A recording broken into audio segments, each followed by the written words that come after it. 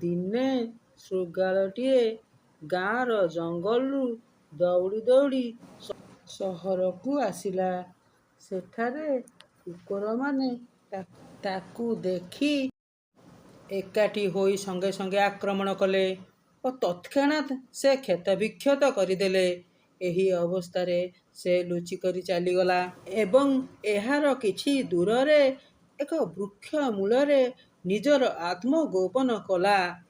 କିଛି କ୍ଷଣ ପରେ ଜଣେ ଋଷି ଗନ୍ତବ୍ୟ ପଥ ଅତିକ୍ରମ କରୁଥିବା ସମୟରେ ଦେଖିବାକୁ ପାଇଲେ ଗୋଟିଏ ବୃକ୍ଷ ମୂଳେ କ୍ଷତବିକ୍ଷତ ଅବସ୍ଥାରେ ଶୃଗାଳଟି ପଡ଼ି ରହିଛି ଏବଂ ଏହାକୁ ଦେଖି ସେ ବହୁତ ଦୁଃଖ ଅନୁଭବ କଲେ ଏବଂ ତତ୍କ୍ଷଣାତ୍ ପାଖରେ ରଖିଥିବା ଏକ ପାତ୍ରରେ ଦୁଗ୍ଧ ଦେଲେ ଓ ଚେରମୂଳି ଔଷଧ ମଧ୍ୟ ଦେଲେ ଓ କିଛି କ୍ଷଣ ପରେ ଶୃଗାଳଟି ସୁସ୍ଥ ଅନୁଭବ କଲା। ତତ୍ ସହିତ ସେ ପୁନଶ୍ଚ ଜଙ୍ଗଲକୁ ଫେରିଗଲା ଓ ଋଷି ମଧ୍ୟ ଏହା ଦେଖି ମନସ୍ତୁଷ୍ଟ କରି ନିଜର ଗନ୍ତବ୍ୟସ୍ଥଳକୁ ଚାଲିଲେ।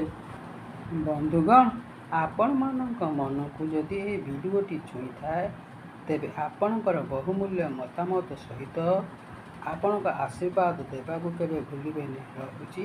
ଜୟ ଜଗନ୍ନାଥ। ନମସ୍କାର।